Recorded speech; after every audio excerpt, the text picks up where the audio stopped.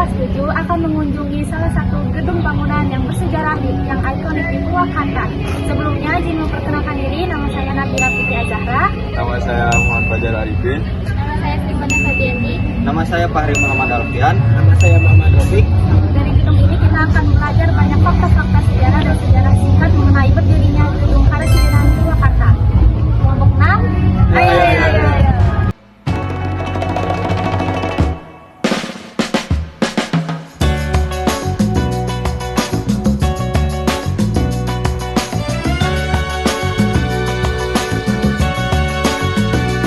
In this night, a starry sky, my baby told me with a sigh, saying words that came across as a doubt.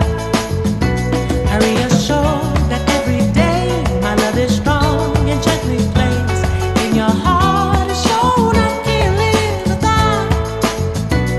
Every mountain, every sea can never stray a bird in me, no matter. Oke teman-teman, di sini saya sudah sampai di lokasi yaitu Gedung Karesidenan Purwakarta, berlokasi di Jalan Singawinata, Desa Nagri Kidul, Kecamatan Purwakarta. Bangunan bersejarah ini berlokasi sangat strategis di pusat kota, tepatnya berada di sebelah selatan kawasan wisata ikonik Tugulen. Nah, karena gedung ini berada di area pusat kota, sangat mudah dijangkau menggunakan kendaraan umum maupun pribadi. Teman-teman bisa lihat dari tampak luar sudah terlihat sangat megah dan sangat bersejarah dari gedung ini. Nah, daripada kita penasaran, ayo kita jelajahi gedung bersejarah Karesidenan Purwakarta. Let's go!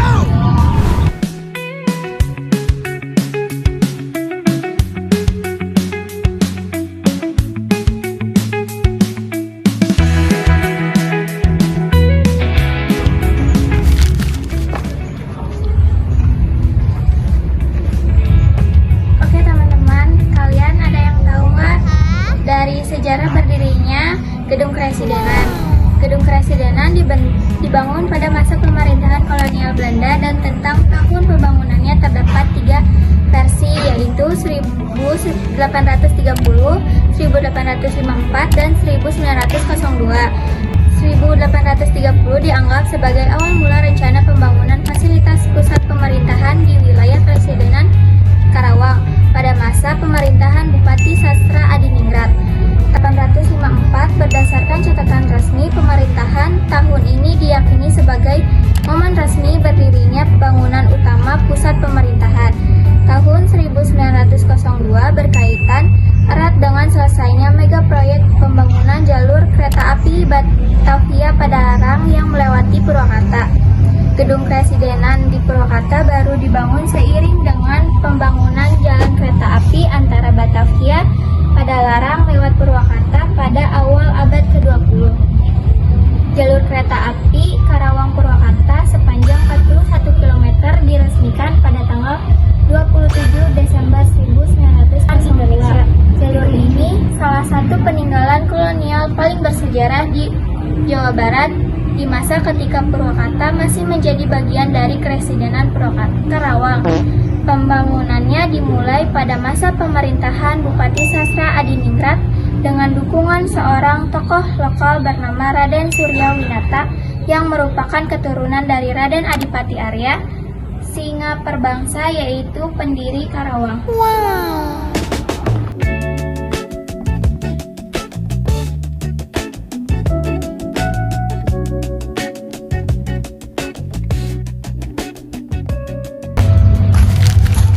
Halo guys, di sini saya akan menjelaskan apa fungsi Gedung Karesidenan.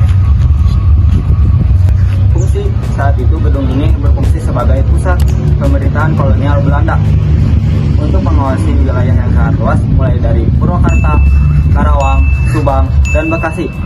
Hampir seluruh aktivitas administrasi dan politik di wilayah Priangan bagian timur berpusat di tempat ini.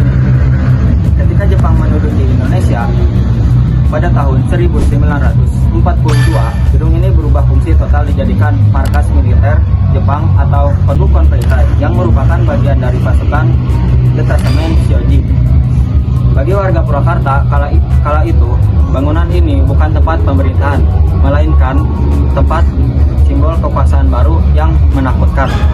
Pada saat revolusi kemerdekaan, gedung tersebut berfungsi sebagai markas Resimen 5 yang diketuai oleh Letnan Kolonel Sumarna. Setelah Indonesia merdeka, gedung ini tetap digunakan untuk urusan pemerintahan. Berlanjut tahun 2009, gedung ini dipergunakan sebagai gedung Badan Koordinasi Pemerintahan dan Pembangunan Wilayah 2 Jawa Barat. Pada tahun 2019, bangunan ini menjadi kantor Badan Koordinasi Wilayah Purwakarta. Sekarang bangunan warisan ini bersejarah menjadi cagar budaya nasional Kabupaten Purwakarta yang menyimpan potensi besar mengundang wisatawan.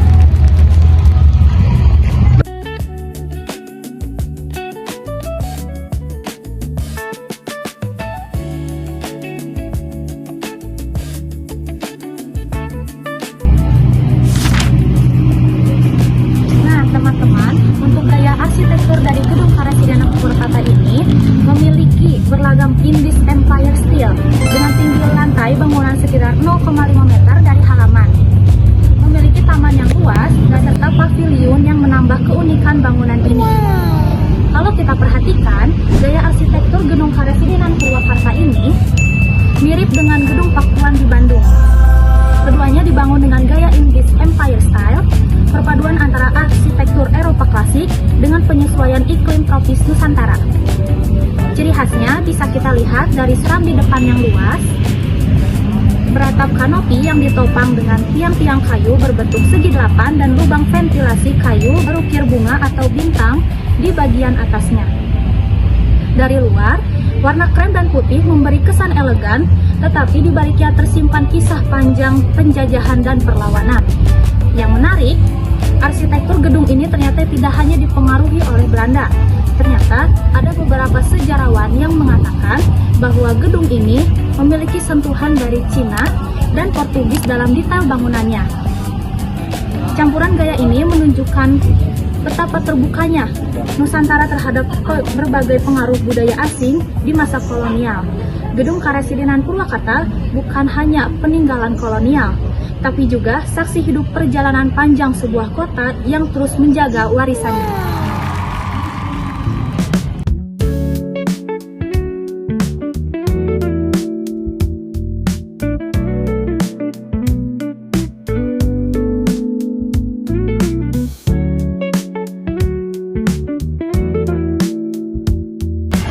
Kesimpulannya adalah Gedung Karasidenan Purwakarta adalah bangunan bersejarah peninggalan kolonial Belanda yang terletak sangat strategis di daerah Kabupaten Purwakarta. Contohnya seperti depan dari Situ Bulet. Nah, ternyata guna dari bangunan ini adalah dulunya sebagai markas polisi dari Jepang, sebagai letak strategi atau penyimpanan markas polisi, karena letak strategi Purwakarta disebut dengan sebagai inti dari Kabupaten Purwakarta. Nah, ada juga dari guna bangunan hari ini seperti untuk penyelenggaraan rapat-rapat atau peran-peran penting dari pemerintahan Indonesia, atau bisa disebut dengan rapat gubernur, rapat bupati, rapat presiden bisa dilaksanakan di sini dengan catatan yang sangat dibatasi atau dilengkapi dengan privasi. Nah, dari sini kita belajar bahwa bangunan ini menyimpan hal-hal yang sangat sempurna atau sangat baik.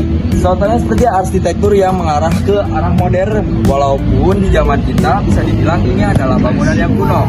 Nah, ada juga mitos-mitos penting atau hal-hal mistis yang berada di Karasidenan ini. Contohnya seperti, kalian penasaran ya?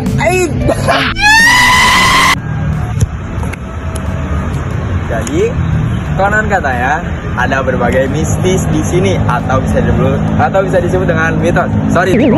Contohnya seperti mitosnya pada jam 12 malam, teman-teman, terdengar suara tangisan anak kecil yang merengek, tidak masuk akal kan? Nah, itu adalah salah satu mitosnya.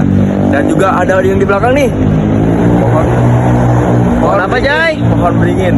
Itu pohon beringin sering dikaitkan dengan hal-hal mistis seperti ada hantu yang besar, genderuwo, atau hal semacamnya. Nah, untuk teman-teman yang lebih lanjut, mitos-mitos tersebut bisa diyakinkan pada diri sendiri. Saya tidak menyatakan bahwa mitos itu fakta, tapi Saya menyarankan bahwa mitos ini adalah keyakinan pada diri sendiri dan saya sendiri jujur saja tidak percaya pada hal-hal tersebut. Itu sesuai dengan kepercayaan Anda masing-masing.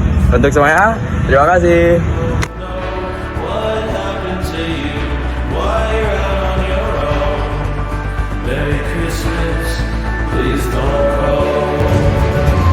Oke guys, sekian vlog dari kami mengenai fakta unik mengenai Gedung Karesidenan Purwakarta. Semoga ilmu yang kita sampaikan bisa bermanfaat untuk kita semua. Sekian dari kami. Wassalamualaikum warahmatullahi wabarakatuh. Dadah. Definisi sejarah, kejadian masa lalu. Ya, kejadian masa lalu, apapun kejadiannya yang mengandung makna panjang tahun kemudian, mungkin ratus atau mungkin pun itulah mungkin bisa disebut sejarah kan. Karena emang anak sekolah sudah jarang sekarang di sekolah ada pelajaran sejarah. Itu nggak ada. Nah, karena sejarah itu satu syaratnya juga anaknya juga harus senang baca. Kalau yang malas baca mah jangan harap ngerti. Kalau gedung ini ada juriknya nggak? Oh, ada dari mistis mitos kayak gitu Pak? Nggak ada. Cuma kalau masalah itu, kalau orang Muslim wajib percaya apa? Karena di rukun iman kan ada yang percaya harus gaib ya. Ada kan? Kalau mau percaya ada malaikat. Malaikat gaib bukan? Gaib Pak, tidak bisa dilihat. Iya. Makanya karena itu kita wajib bermusik, tapi bukan kita harus ditakuti. Apa kita lebih mulia kan gitu. Silakan aja itu masing-masing. Cuma kita jangan terkungkung ya, jangan terobsesi dengan hal-hal yang kategorikan kalau nggak bisa bawanya. Makanya semua pengetahuan dan ilmu gitu ya, jangan separoh ya, nantinya celaka. Di gedung Karesidenan itu apakah memiliki makna atau filosofi Pak? Nah, kalau maknanya mah, kalau dari makna sih mungkin untuk orang Purwakarta mah sangat berarti sekali karena ini jadi Ikonik kayak itu. ikonik gedung yang masih bertahan. Bayangin aja dari 1830 masih kene ngadeg. Betul Pak. Tidak terganggu oleh kepentingan politik atau kepentingan usaha bisnis. Jadi kebanggaannya Purwakarta. Ya, bukan Purwakarta aja sebetulnya ya. Ini masih bertahan. Ini masih ngadeg, masih kokoh. Nah, pertanyaannya nanti harus ada, kenapa sih bangunan Belanda udah tahun sekian ratusan tahun, 1830 sampai sekarang 2026 bangunan itu. Apa yang beda? Jangan ini strukturnya, materialnya Berbeda. hebat, pakai komputer, pakai itu, tahu bahannya itu bangunan Mana sih Pak? itu cuma kapur sama pasir, nggak ada semen, nggak ada besi. Oh itu yang Iya, cuma kayu jati, kapur, dan cuma banyak yang sekarang pakai kayu. Tapi umurnya nggak ratusan tahun. Iya. Ya, itu wabah ya kalimaan bisa tertarucingan yang buruk. Nah, itu karena apa? Yang sekarang hilang jujur. Ngerti nggak? Silakanlah. Ya Pak. Sok dipesek tuh aja di liburan. Karena kita hampir pudar jujur. Ngerti ya? Nah, sekarang saya nanti bisa jadi arsitek, jadi manor, jadi pemborong, cing jujur, supaya bangunannya kokoh. Paham Pak. Ngerti sih? Paham. Ulah karek kunang 3 poe, 4 poe, geus ka. Hancur kayak itu Pak. Oh paham. Kenapa? Karena itu jujur. Iya. Kita beli semen 2 sak, boleh kan setengah sak. Apa Pak? Naon bergojek Pak. untuk beli pulsa Pak. Kita nasi padang nah. Itu dulu mungkin ada di todong senjata karena takut itu suruh segitu ya segitu. Oh iya. Ngerti ya? Ngerti, Pak.